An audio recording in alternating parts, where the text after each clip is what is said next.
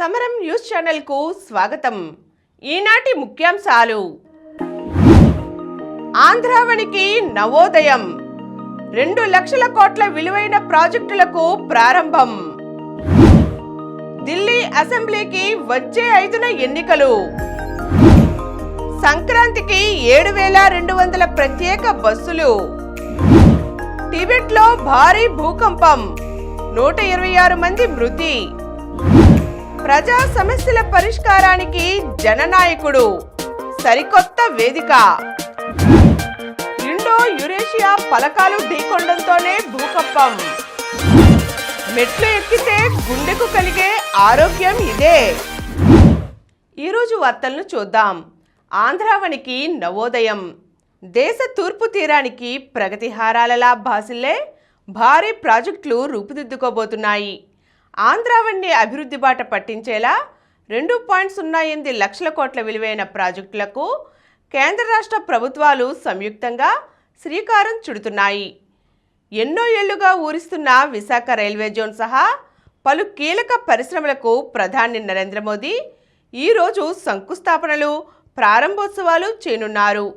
వైకాపా హయాంలో విధ్వంసానికి గురైన పారిశ్రామిక రంగానికి ఊతమిచ్చేలా, ఉత్తరాంధ్ర ముఖ చిత్రాన్ని సమూలంగా మార్చేలా పలు ప్రాజెక్టులు ఈ జాబితాలో ఉన్నాయి.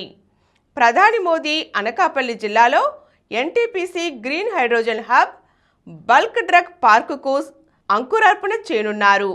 కొత్తగా రైల్వే లైన్లు డబ్లింగ్, విద్యుదీకరణ పనులతో పాటుగా జాతీయ రహదారులను ప్రారంభించి జాతికి అంకితమివ్వనున్నారు. చెన్నై, బెంగళూరు పారిశ్రామిక నడవాలో భాగంగా క్రిస్ సిటీ అభివృద్ధికి శ్రీకారం చుట్టనున్నారు.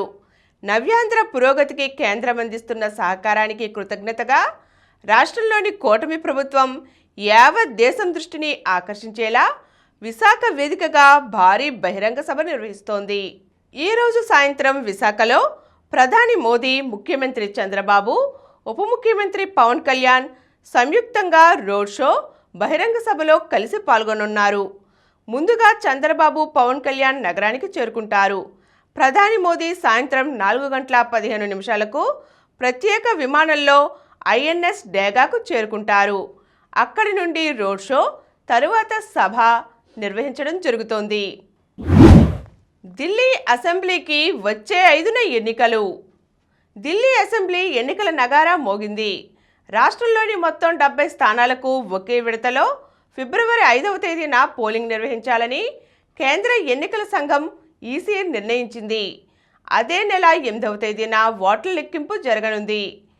మంగళవారం ఢిల్లీలో ఏర్పాటు చేసిన మీడియా సమావేశంలో ఈసీ ప్రధాన ఎన్నికల కమిషనర్ రాజీవ్ కుమార్ అసెంబ్లీ ఎన్నికల షెడ్యూల్ను ప్రకటించారు. దీంతో పాటు ఉత్తరప్రదేశ్లోని మిల్కీపూర్, తమిళనాడులోని ఈరోడ్కు ఉప ఎన్నికలు నిర్వహిస్తామని తెలియజేశారు. టిబెట్లో భారీ భూకంపం. టిబెట్లోని షిగాజేలో డింగ్రీ కొంటీలో మంగళవారం ఉదయం 9:05 భారీ భూకంపం సంభవించింది. దాని తీవ్రత రిక్టర్ స్కేలుపై 6.8గా నమోదైంది. ఈ ప్రభావంతో 126 మంది మృతి చెందారని, మరో 188 మంది గాయపడ్డారని తెలుస్తోంది. భూకంపం అనంతరం తలెత్తిన తీవ్ర ప్రకంపనలు ఇళ్లను కుదిపేశాయి. దీంతో ప్రజలు ఇళ్ల నుంచి బయటకు వచ్చి పొరుగు దేశం నేపాల్లోకి పరుగులు తీశారు. భూకంపం కారణంగా పలు భవనాలు నేలమట్టమయ్యాయి. మృతుల సంఖ్య మరింత పెరిగే అవకాశం ఉంది. ప్రజా సమస్యల పరిష్కారానికి సరికొత్త వేదిక జననాయకుడు. జననాయకుడు అనే పేరుతో ఓ ప్రత్యేక కార్యక్రమాన్ని ప్రవేశపెట్టానని, ఎవరైనా నేరుగా వచ్చి సమస్యలు చెప్పినా, వాట్సాప్లో విన్నవించినా తెలుగుదేశం కార్యకర్తలు, నాయకులు ప్రజా సమస్యలపై మా దృష్టికి తెచ్చినా వాటన్నిటినీ ఆ పోర్టల్లో నమోదు చేస్తామని ముఖ్యమంత్రి చంద్రబాబు తెలిపారు. ఆ సమస్యలను ప్రజా ఫిర్యాదుల పరిష్కార వేదికకు ఆర్టీజీఎస్తో అనుసంధానించి నిర్ణీత సమయంలో పరిష్కరిస్తామని స్పష్టం చేశారు. సుపరిపాలనకి ఇది మంచి వేదిక అవుతుందని ఆశాభావం వ్యక్తం చేశారు. తొలుతగా దీనిని కుప్పంలో ప్రారంభించడం జరిగింది. ఇక్కడ సత్ఫలితాలు వస్తే అన్ని జిల్లాల్లోనూ అమలు చేస్తామని చంద్రబాబు తెలియజేశారు. ఇండో యురేషియా పలకాలు ఢీకొనడంతోనే భూకంపం. టిబెట్లో సంభవించిన భూకంపం ఇండో యురేషియా పలకలు ఢీకొనడంతోనే చోటు చేసుకుంది. భూగర్భంలో ఇండో పలకాలు ఏటా 6 సెంటీమీటర్ల దూరం జరుగుతుండటంతో యురేషియా పలకలతో ఘర్షణ ఏర్పడటంతో ఇలా జరిగిందని విశ్లేషించారు. ఇది సహజసిద్ధమైన భూకంపమే. వాస్తవానికి రోజుకు భూగర్భంలో 300 భూకంపాలు సంభవిస్తుంటాయి. వీటిలో అత్యధిక శాతం ప్రమాదకరమైనవి కావు. 10 ఏళ్ల క్రితం కాఠ్మండూలో సంభవించిన దానితో పోల్చకూడదని, తాజాగా ఇది ఏర్పడిందని కేంద్రీయ పరిశోధనా సంస్థ సంచాలకుడు ప్రదీప్ కె రామన్చర్ల తెలియజేశారు. హిమాలయ పర్వత శ్రేణుల వెంట భూకంపాలకు కారణం భూగర్భంలో జరుగుతున్న పరిణామాలేనని ఆయన వివరించారు. సంక్రాంతి పండుగకు 7,200 ప్రత్యేక బస్సులు. సంక్రాంతి రద్దీని దృష్టిలో పెట్టుకొని ఏపీఎస్ఆర్టీసీ నిత్యం నడిపే దూర ప్రాంత సర్వీసులతో పాటు అదనంగా 7,200 ప్రత్యేక బస్సులు నడిపేందుకు ఏర్పాట్లు చేసింది. నేటి నుంచే ఆ సర్వీసులు రోడ్డెక్కనున్నాయి. సొంతూళ్లకు వచ్చే వారి కోసం ఈ నెల 18 వరకు 3,900 బస్సులు నడపనున్నారు.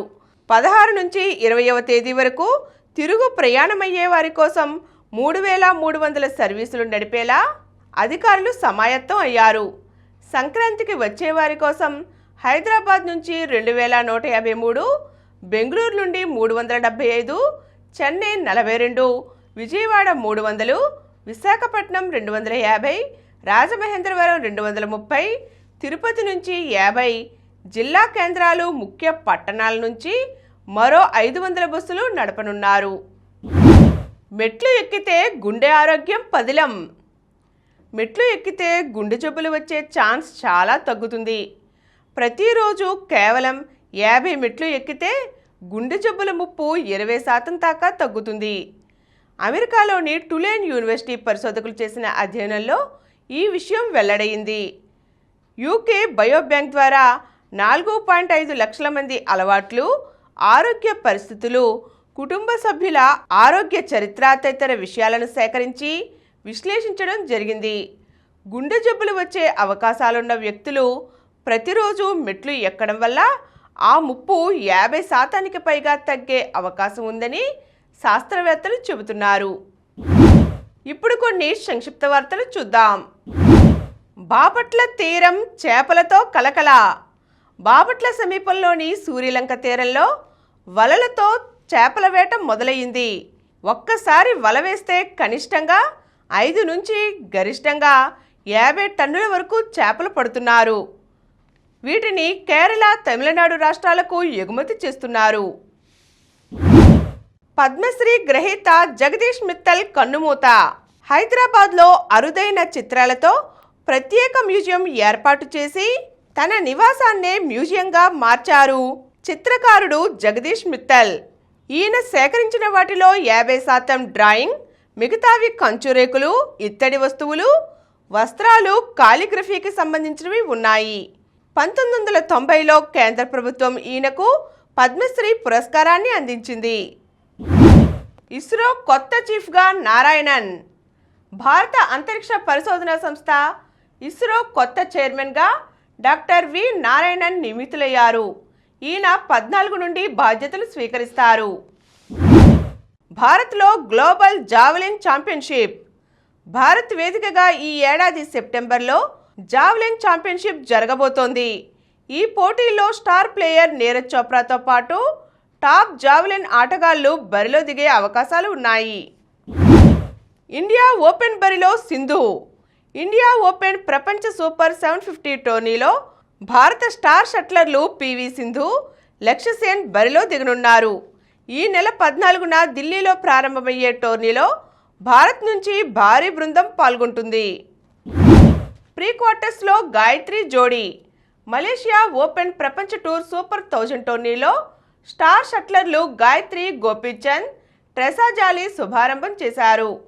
మంగళవారం మహిళల డబుల్స్ తొలి రౌండ్లో ఈ జోడీ ఆర్నరిచా సుకిత జంటపై నెగ్గి ప్రీ క్వార్టర్ ఫైనల్లో అడుగుపెట్టింది.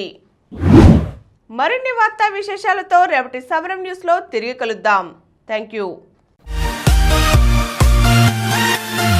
ప్రతిరోజు వార్తా విశేషాల కోసం అనతి కాలంలోనే 20 కోట్లకు పైగా వ్యూస్ సాధించిన సమరం ఛానల్ సమర్పించు సమరం న్యూస్ ఛానల్కు సబ్స్క్రైబ్ చేయండి, లైక్ చేయండి, మీ ఫ్రెండ్స్కి షేర్ చేయండి. అలాగే ప్రక్కనున్న గంట సింబల్ని ప్రెస్ చేయడం మర్చిపోకండి.